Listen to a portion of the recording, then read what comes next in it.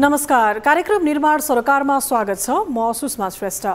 निर्माण सरोकारमा हामीले विकास, निर्माण तथा अर्थतन्त्रका विभिन्न विषयवस्तुहरूलाई प्राथमिकता दिने गरेका छौं। अब लागौं आजको सन्दर्भतर्फ। अहिले सरकार आगामी आर्थिक वर्षको बजेट ल्याउने तयारीमा जुटेको छ। चालू आर्थिक वर्षको अन्त्यतिर आइपुग्दा पनि सरकारले गरेको पुँजीगत खर्च अत्यन्तै न्यून छ भने मुलुकभित्र विकास निर्माणको उपलब्धि पनि खासै सन्तोषजनक देखिँदैन। सरकारले पुँजीगत खर्च गर्न सकेको छैन भने अर्कोतिर निर्माण व्यवसायहरूले करिब 70 अर्ब भन्दा बढी भुक्तानी पाउन सकेका छैनन्। अहिले नेपालमा पूर्वाधार निर्माणको अवस्था निकै विकराल बन्दै गएको सहजै अनुमान लगाउन सकिन्छ। नेपालमा पटक पटक सरकार परिवर्तन भइरहने र नयाँ मन्त्रीहरू फेरिरहँदा क्षमताभन्दा बढी आयोजनाहरू छनौट गर्ने प्रवृत्तिले पूर्वाधार निर्माणमा उपलब्धि हुन नसकेको नेपाल निर्माण व्यवसायी महासङ्घको दाबी छ। नेपालमा भुक्तानीको समस्या, नदीजन्य सामग्री उत्खननमा अवरोध, निर्माण सामग्रीको मूल्य वृद्धि तथा झन्झटिलो कानुनी प्रक्रिया लगायतका कारणले गर्दा पनि पूर्वाधार निर्माणले गति लिन नसकेको महासङ्घको भनाइ छ।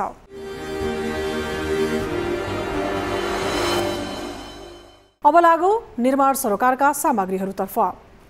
नेपाल उद्योग वाणिज्य महासङ्घले मौद्रिक नीतिको समीक्षाप्रति असन्तुष्टि व्यक्त गरेको छ। नेपाल राष्ट्र ब्याङ्कले मौद्रिक नीतिको तेस्रो त्रैमासिक समीक्षा सार्वजनिक गरे लगत्तै महासङ्घले विज्ञप्ति जारी गर्दै उक्त समीक्षाले अहिलेको आर्थिक अवस्थामा खराब कर्जाको जोखिम बढ्दै गएको र उच्च ब्याजदर लगायतका समस्यालाई सम्बोधन गरे पनि ठोस र पर्याप्त उपाय अवलम्बन नगरेको जनाएको छ। होटल तथा रेस्टुरेन्ट, पशुपक्षी पालन, निर्माण क्षेत्रसँग सम्बन्धित कर्जा र 5 करोडसम्मको अन्य क्षेत्रमा प्रभाव भएको कर्जालाई 2080 असार मसान्तभित्र पुनर्संरचना र पुनर्तालिकीकरण गर्न सक्ने सुविधा भए पनि यसमा उत्पादनमूलक क्षेत्र छुटेको महासङ्घको दाबी छ। समीक्षा मार्फत ब्याङ्क दरलाई 1% बिन्दुले घटाई 7.5% कायम गरिएकाले सैद्धान्तिक रूपमा ब्याजदर घट्ने अपेक्षा गरे पनि ब्याङ्कर सङ्घले आगामी महिनाका लागि ब्याजदर यथावत राख्ने निर्णय गरिसकेकाले तत्काल कर्जाको ब्याजदर घट्ने सम्भावना न्यून रहेको महासङ्घले उल्लेख गरेको छ।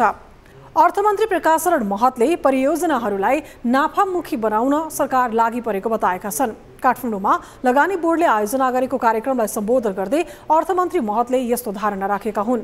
महतले निजी र विकास क्षेत्रलाई सामेल गराउँदै प्रतिफलको आन्तरिक दर र परियोजनामा लगानी गरिएको जोखिम, सम्पत्तिको प्रतिफल लगायतमा सरकारले छलफल चलाउने समेत उल्लेख गरे। अर्थमन्त्री महतले स्रोत बाँडफाँड प्रक्रिया राष्ट्रिय स्वामित्वको हुनुपर्ने र राष्ट्रिय संस्थाहरूलाई मजबुत बनाउनु पर्ने समेत बताए। अहिले देशलाई राष्ट्रिय गौरव र रणनीतिक परियोजनाहरू सञ्चालन गर्न सक्षम बनाउने अवसरहरू सृजना गर्न आवश्यक रहेको अर्थमन्त्री महतको भनाइ छ। पर्यटन, जलविद्युत, कृषि व्यवसाय र आइटी लगायतका क्षेत्रबाट राम्रो लाभ लिन सक्ने अर्थमन्त्री महतको दाबी छ। लामो समयदेखि नेपालमा पूर्वाधार विकास निर्माणले गति लिन सकेको छैन, जसका कारण पुँजीगत खर्च निकै कम हुने गरेको छ। मुलुकभित्र पूर्वाधार निर्माण प्रभावकारी रूपमा अघि बढ्न नसक्नुमा सरकारी नीतिगत अस्पष्टता, स्रोत सुनिश्चितता बिनाका आयोजना छनौट, महँगी बजार तरलताको अभाव, उच्च ब्याजदर जस्ता कारण रहेको नेपाल निर्माण व्यवसाय महासङ्घको भनाइ छ। तर संसारभर भौतिक पूर्वाधार निर्माणले ठूलो फड्को मार्दै गर्दा नेपालमा किन ढिलाइ भन्ने प्रश्न उब्जिएको छ। एक रिपोर्ट। भूकम्प, कोभिडको लहर साथै रसिया युक्रेन युद्ध लगायतका कारण नेपालको अर्थतन्त्र जर्जर अवस्थामा पुगेको छ। राजस्व सङ्कलन अपेक्षित हुन नसक्दा साधारण खर्च धान्न समेत सरकारलाई धौधौ परिरहेको छ। देशमा अहिले मन्दीको लक्षण देखा पर्न थालेको छ, जसको प्रभाव सम्पूर्ण निजी क्षेत्रमा परिरहेको छ। देशको जीडीपीमा करिब 6% को योगदान रहेको निर्माण व्यवसाय सरकारले विकास खर्च नगर्दा र सम्पन्न भएका करिब 70 अर्ब बढीको भुक्तानी नदिँदा दोहोरो मारमा परेको छ। ऋणको भार, क्यास फ्लोको अभावले निर्माण व्यवसाय र यससँग जोडिएका रोडा, ढुङ्गा, सिमेन्ट, फलामे छडदेखि हेभी इक्विपमेन्ट मात्र नभई यी सबै क्षेत्रमा लगानी रहेको बैङ्क तथा वित्तीय संस्थाहरू समेत यसको मारमा परेका छन्। विभिन्न कानुनी बाधा अडचन, निर्माण सामग्रीहरूको मूल्यवृद्धि, बैङ्क तथा वित्तीय संस्थाको चर्को ब्याज जस्ता कारणले निर्माण क्षेत्र प्रभावित भएको महासङ्घको दाबी छ। आफूसँग भएको क्षमताभन्दा अत्यधिक बढी मात्रामा टेन्डरहरू आह्वान हुने र सबै ठाउँमा चाहिँ बजेट चाहिँ कनिका छरे जस्तो छरिने, कुनै पनि सम्पूर्ण नहुने। कुनै पनि आयोजनाहरू सम्पूर्ण भएपछि त्यसले उत्पादन थाल्छ, त्यसपछि त्यसले पेब्याक गर्छ। तर हाम्रो परिपाटी के छ भन्दाखेरि आफ्नो क्षमताभन्दा अत्यधिक रूपमा नेपालमा पुँजीगत खर्च मुस्किलले 20-21% मात्र हुने गरेको छ। त्यसमध्ये पनि आर्थिक वर्षको अन्त्यतिर 60% भन्दा धेरै खर्च गर्ने परिपाटी पहिलेदेखि चलिआएको हो। यसले धेरैजसो विकास निर्माणका आयोजनाहरू वर्षौंदेखि अलपत्र छन्। सरकारसँग आवश्यक स्रोतको अभाव हुनु र स्थानीय तहहरूमा गएको रकम खर्च हुन नसक्दा निर्माण व्यवसायीहरूले भुक्तानी पाउन नसकेको त्रिभुवन विश्वविद्यालय अर्थशास्त्र विभागका प्रमुख शिवराज अधिकारी बताउँछन्। के छन् भन्दा हाम्रा प्रोग्रामहरू यति धेरै छन्, हामी चाहिँ यति धेरै चाहिँ त्यो प्रोजेक्टहरूमा चाहिँ पैसा छतर छौँ, जसले गर्दा खर्चै गर्न सक्दैन। जब खर्च गर्न सक्दैन, खर्च गर्ने के भन्दा सानो सानो एमाउन्ट हुन्छ, सानो सानो एमाउन्टले चाहिँ खर्च गर्न मिल्दैन। त्यसो हुनाले खर्च नभएको हाम्रो मेन प्रब्लम भनेको डिजाइनिङमा प्रब्लम हो। प्रपर जुन प्रोजेक्ट डिजाइनिङ छ त्यो नै प्रब्लम हो। कुनै पनि देश समृद्ध हुन भौतिक पूर्वाधारको विकास अपरिहार्य छ। नेपालमा विकास निर्माणलाई बढाउन सरकारले भ्रष्टाचार, अनियमितता रोक्दै बजेट कार्यान्वयनलाई प्रभावकारी बनाउनु पर्ने प्राध्यापक इन्दिरा श्रेष्ठ मास्केको सुझाव छ। कुनै स्ट्राटेजीहरू बनाउँछौँ, कुनै रणनीतिहरू हामीले बनाउँछौँ भनेदेखि त्यसको कार्यान्वयन पक्ष र थोरै मात्र व्यक्तिहरू जिम्मेवार भइदिने, थोरै मात्र व्यक्तिहरू चाहिँ पारदर्शी भइदिने, होइन, अलिकति थोरै व्यक्तिहरू मेहनती भइदियो भने हाम्रो अर्थतन्त्र चाहिँ सप्रिन सक्ने सम्भावना पनि धेरै छ। अहिले मैले अब किन हामीले अर्थतन्त्रको बारेमा हामीले नेगेटिभ कुरा गरिराख्ने, होइन, सम्भावना छ, गर्न सक्छौँ, गर्नु पर्यो। सरकारले आगामी बजेटबाट नीतिगत सुधार गर्दै निर्माण व्यवसायीहरूको माग सम्बोधन गरी स्थायी समाधान नगरिए नेपालका निर्माण व्यवसायी नै धराशयी हुने महासङ्घको भनाइ छ। सरकारले केही बुदाहरू चाहिँ यो बजेटमै व्यवस्थापन गरेन भने साउन 1 गतेदेखि मुलुकमा धेरै ठुलो सङ्कट आउने हामीले पाएका छौँ। यो कुराको जानकारी हामीले अर्थमन्त्रीज्यूलाई, भौतिक पूर्वाधार मन्त्रीज्यूलाई अवगत गराएका छौँ। गत वर्ष साउन 20 गते लगभग 3000 आयोजनाको म्याद थप भएको थियो। त्यो आयोजना चाहिँ यो वर्ष कार्यान्वयन हुन सकेन। मुलुकमा पूर्वाधार विकासको धेरै आवश्यकता र सम्भावना हुँदाहुँदै पनि सरकारले बजेट निर्माण र कार्यान्वयनलाई चुस्त बनाउन नसक्दा समस्या देखिएको विज्ञहरू बताउँछन्। सरकारले आगामी आर्थिक वर्षको बजेट मार्फत स्रोत सुनिश्चित गरेर मात्रै आयोजनाहरू छनौट गर्नुपर्ने जानकारहरूको तर्क छ। अब पालो कार्यक्रम निर्माण सरोकारमा निर्माण अन्तर्वार्ताको। हामीले आजको निर्माण अन्तर्वार्ता अन्तर्गत सरकारको बजेट खर्च र नयाँ बजेटमा निर्माण क्षेत्रका समस्या र अवस्थाको विषयमा नेपाल निर्माण व्यवसायी महासङ्घका अध्यक्ष रवि सिंहसँग कुराकानी गरेका छौँ। महासङ्घले आगामी आर्थिक वर्षको बजेट मार्फत सरकारले 20% मोबिलाइजेसनको व्यवस्था गर्नुपर्ने, स्रोत सुनिश्चित गरेर मात्र आयोजना छनौट गर्नुपर्ने, ब्याङ्क तथा वित्तीय संस्थाको ब्याज दर एकल अङ्कमा छाड्नुपर्ने, अरबौं लगानी रहेको सिमेन्ट उद्योगहरू धराशयी बन्दै गएकाले उचित व्यवस्था गर्नुपर्ने, विकास मैत्री कानुनको व्यवस्था गर्नुपर्ने लगायतका माग राख्दै आएको छ। निर्माण क्षेत्रका यिनै विषयवस्तुमा केन्द्रित भएर महासङ्घका अध्यक्ष रवि सिंहसँग गरिएको कुराकानी अबको क्रममा। विशेष गरेर अहिले सरकारले केही बुदाहरू चाहिँ यो बजेटमै व्यवस्थापन गरेन भने साउन 1 गतेदेखि मुलुकमा धेरै ठुलो सङ्कट आउने हामीले पाएका छौँ। यो कुराको जानकारी हामीले अर्थमन्त्रीज्यूलाई, भौतिक पूर्वाधार मन्त्रीज्यूलाई अवगत गराएका छौँ।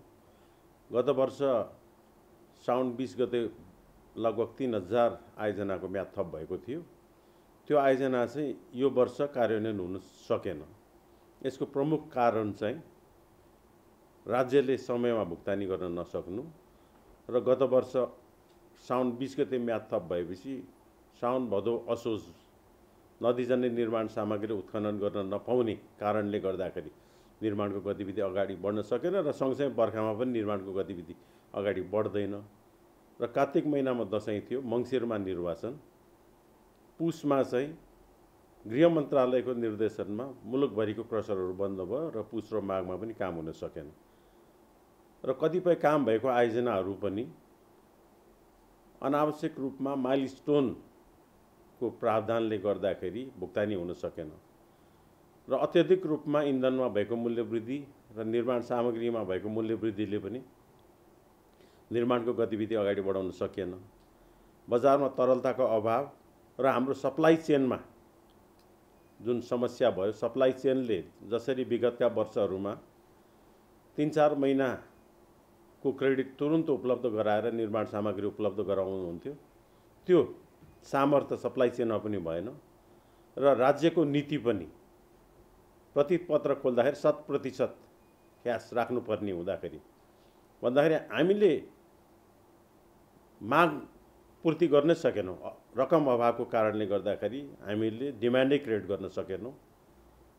त्यही भएर निर्माणको काम हुन सकेन। त्यही भएर अहिले यो 80-81 को बजेटमै म्याद थप सँगसँगै यसलाई आवश्यक पर्ने बजेटको पनि व्यवस्थापन गरेन भने आगामी वर्ष म्याद थपले मात्रै निर्माणको गतिविधि अगाडि बढ्दैन।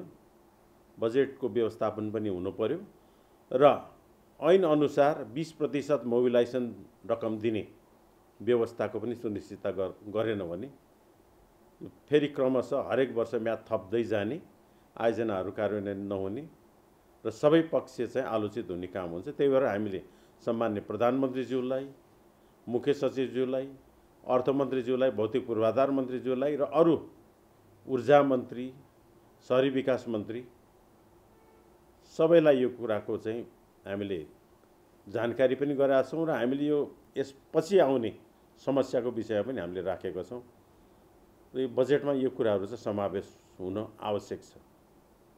मलाई के लाग्छ भन्दाखेरि सरकारले यसलाई प्राथमिकता दिएन। पटक पटक सरकारहरू परिवर्तन हुने र हाम्रो कुनै पनि इन्स्टिट्युटमा इन्स्टिट्युसनल मेमोरी राख्ने चलन छैन। सरकारले पनि इन्स्टिट्युसनल मेमोरी राख्दैन।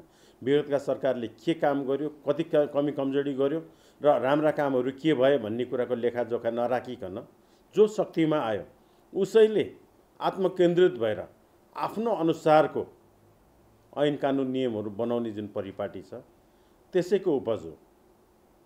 निर्माण क्षेत्र असफल हुनु, मुलुकलाई अहिले मुलुकको आर्थिक क्रियाकलाप नभएर हाम्रो उद्योगहरू चाहिँ आफ्नो क्षमताभन्दा 25-30% कममा सञ्चालन भइरहेको छ भन्दा उहाँहरूले यसलाई प्राथमिकतामै राख्नु भएको छैन। अर्थतन्त्रलाई उकास्ने, विकासलाई उकास्ने किसिमको नीतिहरू ल्याउनुपर्छ भन्नेमा उहाँहरू आफ्नो सरकार कसरी बचाउने, आफ्नो मन्त्री पदमा कसरी बसिराख्ने र आफू अनुकूलको सचिवहरू कसरी बनाउने, निर्देशकहरू कसरी बनाउने, प्रोजेक्ट म्यानेजरहरू कसरी बनाउने भन्नेमै तल्लीन हुनुहुन्छ। उहाँहरूले मुलुकको विकास, अर्थतन्त्रको विकास, समग्र जनतालाई लाभ हुने काममा भन्दा पनि आफू अनुकूल काममै बढी प्राथमिकता राखेर त्यसैमा केन्द्रित हुनुभएको छ। त्यही भएर यो कुराहरू चाहिँ जुन हामीले प्राप्त गर्नुपर्ने कुरा हो, जुन सरकारले गर्नुपर्ने दायित्व हो, त्यो दायित्व बोध नभएकै कारणले यो कुरामा चाहिँ सरकार असफल भएको छ।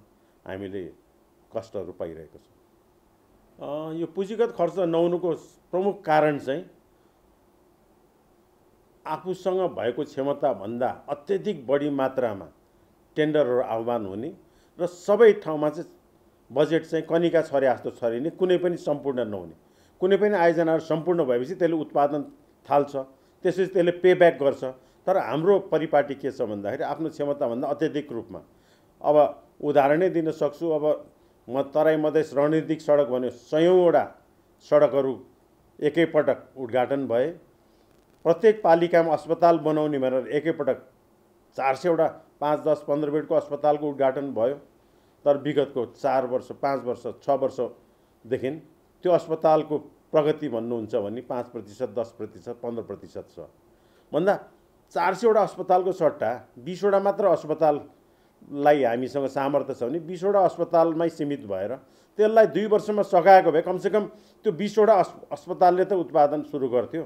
कमसेकम त्यहाँको स्थानीयले अनावश्यक रूपमा सहर केन्द्रित हुनुपर्ने उपचारको लागि त्यो बाध्यता हट्थ्यो, त्यहाँबाट जनताले लाभ हुन्थ्यो। त्यस्तै गरेर सडकहरूको पनि अनावश्यक ठाउँमा शक्तिमा केन्द्रित व्यक्तिहरूले अरबौँको सडकहरू बनाएर दुरुपयोग भएको छ। जहाँ दिनमा 25वटा गाडी गुड्दैन त्यहाँ 2 लेनको सडकहरू बनाएको अवस्था छ। जहाँ धुलो बाटो 20 किलोमिटर हिँडेपछि पिच चाहिँ 5 किलोमिटर छ भन्दा अनुत्पादक क्षेत्रमा यो योजनाहरू प्राथमिकता नभइकन शक्ति केन्द्रमा केन्द्रित भएर योजनाहरू बनेको हुँदाखेरि नै यो योजनाहरू समयमा सम्पन्न नभएको हो। र हाम्रो ऐन कानुनलाई पनि संशोधन गरेर पूर्वाधार मैत्री बनाउनुपर्छ। संसारभरि सफल भएका निर्माण कम्पनीहरू, चाइनिज निर्माण कम्पनीहरू संसारभरि सफल छ। भारतीय निर्माण कम्पनी भारत बाहेक अन्यत्र पनि सफल छ। पश्चिमेली निर्माण कम्पनीहरू पनि सबैतिर सफल छ, तर नेपालमा आएर चाहिँ सबै असफल हुन्छ। संसारभरि सफल समयमा काम सम्पन्न गर्न सक्ने, समयलाई प्राथमिकतामा राख्ने, समयअनुसार चल्ने जापानी कम्पनी पनि अनुदानमै दिएको प्रोजेक्टमा पनि असफल भएको छ भन्दाखेरि पक्कै पनि हामीसँग पूर्वाधार मैत्री वातावरण छैन, पूर्वाधार मैत्री ऐन कानुन छैन, पूर्वाधार मैत्री हामी जनता पनि छैनौँ। जनताले पनि पूर्वाधारलाई प्राथमिकता दिनुपर्छ भन्ने हिसाबले उहाँहरूलाई त्यसरी एजुकेट हामीले गर्न सकेका छन्, हाम्रो नेतृत्वले गर्न सकेका छन्, हाम्रो पार्टीले गर्न सकेका छन्। त्यहाँ कुनै किसिमको अवरोध सृजना गरेर लाभ प्राप्त गर्नको लागि मात्रै जनता पनि त्यसैमा तल्लिन्छ। त्यो सबैलाई खबरदारी गर्ने काम चाहिँ फेरि हामी सबैले गर्नुपर्छ र यो पूर्वाधार मैत्री ऐन कानुन बनाउनलाई हामीले लागि पर्नुपर्छ। सबैतिरबाट चाहिँ अब प्राथमिकता पूर्वाधारलाई दिनुपर्छ, अब प्राथमिकता राष्ट्र विकासलाई दिनुपर्छ, अब यहीँ रोजगारी सिर्जना गर्ने वातावरण बनाउनुपर्छ। पूर्वाधार चलायमान भयो भने मुलुकमा उद्योगहरू चलायमान हुन्छ, यहाँ रोजगारी सिर्जना हुन्छ र हामीले सोचेको उद्देश्य लक्ष्य प्राप्ति गर्न हामी सफल हुन्छ, अन्यथा हामी सफल हुँदैनौँ अहिलेको परिपाटीबाट। म सम्मान्य प्रधानमन्त्रीज्यूलाई, मान्य अर्थमन्त्रीज्यूलाई र सबै विकास मन्त्रालयका मन्त्रीज्यू लगायत मुख्य सचिवज्यू र सचिवज्यूहरूलाई के अनुरोध गर्छु भन्दाखेरि यो 80-81 को बजेटमा यहाँहरूले म्याद सँगसँगै ती आयोजनाहरूलाई सम्पन्न गर्न सक्ने बजेटको व्यवस्थापन गर्नुस् र कुनै आयोजनाहरू सम्पन्न हुँदैन भने सहमतिको आधारमा त्यसलाई अन्त गर्नुस्। त्यसले गर्दाखेरि निर्माण कम्पनीहरूको पनि अतिरिक्त लागत पर्दैन र अत्यधिक रूपमा भएको मूल्य वृद्धिलाई सम्बोधन गर्ने गरेर मूल्य समायोजन जुन ऐनमा व्यवस्था छ त्यो मूल्य समायोजन प्राप्त हुने व्यवस्था चाहिँ सरकारले गरिदिएर यो 80-81 को बजेटबाट नेपालको पूर्वाधार क्षेत्र चलायमान हुने र मुलुकले चाहेको लक्ष्य प्राप्त हुने व्यवस्था यो 80-81 को बजेटमा चाहिँ व्यवस्थापन होस् भन्ने म अनुरोध गर्न चाहन्छु। आजको लागि कार्यक्रम निर्माण सरकार यति नै। तपाईको आफ्नो स्थानीय क्षेत्रमा भएका विकास निर्माण तथा निर्माण क्षेत्रका विषयमा कुनै पनि गुनासो तथा समस्याहरू छन् भने हामीलाई सम्पर्क गर्न सक्नुहुनेछ। विकास निर्माण क्षेत्रमा लक्षित निर्माण सरकार कार्यक्रममा समावेश गर्न सकिने विषयवस्तु तथा सामग्रीको विषयमा तपाईको केही सुझाव तथा प्रतिक्रिया छ भने हामीलाई मोबाइल, भाइबर, इमेलबाट 24 हेल्प डेस्कमा समस्या र गुनासो गर्न सक्नुहुनेछ। आजलाई कार्यक्रम निर्माण सरकारबाट बिदा दिनुहोस्। नमस्ते।